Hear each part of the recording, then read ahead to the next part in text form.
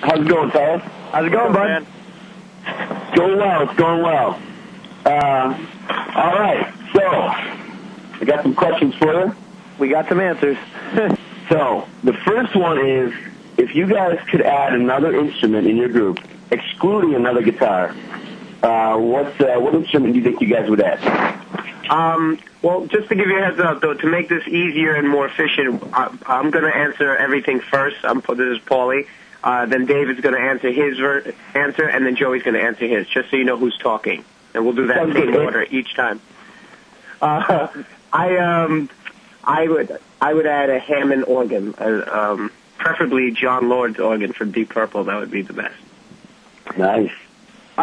Yeah, I mean, I think musically that would probably be the best. It would fit more of our songs, but for the fun factor, I would say a harmonica, because if nothing else, we get to, jam with John Popper again. Yeah. For me, it's not necessarily about adding an instrument. I'd like to actually remove the bass if possible.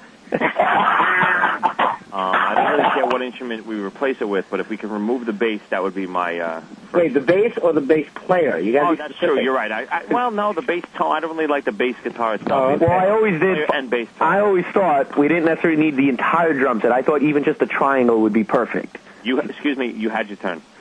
With robot technology, man, you can keep the bass in and just replace the player. But, I don't suggest that.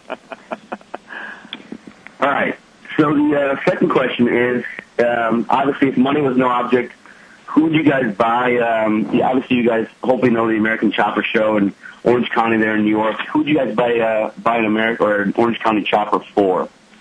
I have some weird questions just because I don't know who could rock that thing, but I think I would buy one for my dad just because I'd love to see my dad cruising down the highway. And plus, if I buy one for my dad, he'll let me borrow it all the time anyway, so and it's really for me. If money was no object, I would say, I'd buy one for everyone. Christmas for everybody, right? But, wow. Dan, you'd be the first because you asked the question. Oh, that is smooth. You like that? Pretty good. That's kissing up to the interview. There you go. Very nice, very nice. I'd probably buy one from one of our managers, Bob Held. I think he would just look adorable on the bike. Oh, yeah. Driving down the highway with one of the helmets on. Yeah, picture and we this. could have the little sidecar for his partner, Lynn. Exactly. Yeah. All right, so I know you guys would not want to do this, but if you could, if you had the opportunity to rename Brooklyn, and obviously I know you probably wouldn't want to, but think of any crazy names that you'd want to name Brooklyn, something personal to you. I would call it Zville. There you go. Very nice. Well, see, that one suits me as well because my last name is Z. But if I had to give something more, I thought Brooklyn was always a little too short of a name. I'd give mine more like kind of like a little short story. It'd kind of be like Brooke and Lynn go back to David Z's place, right? Which happens to be in the borough formerly known as Brooklyn. How about that? Nice. It's a little long, nice. but that'd be my taste. Why do I have to answer questions after him? That's my question. I don't know. That's just the way it works. That's my question to you, Dan. Why am I answering after him? Why, are you upset? Are you upset that we're taking all the good answers? Is that what it is? No. My answers have to be better than whatever's coming out of your mouth, so obviously my answer is pretty obvious. Joeyland, of course. Joeyland. Greatest There we go. amusement park on earth. All right. If all three you had to choose a family member from each other's family, or even a family friend that could replace you on stage, and they don't even have to, be musically inclined, but who would you pick? I would pick our friend and roadie and tech, and he's sort of an all-around guy for us. His name is Paul LaPlaca. And he plays and sings, and he's just as tall and goofy as I am, so I pick him. I would pick my younger brother, Brian, only because he's probably the only one who can pull off my dance moves on stage.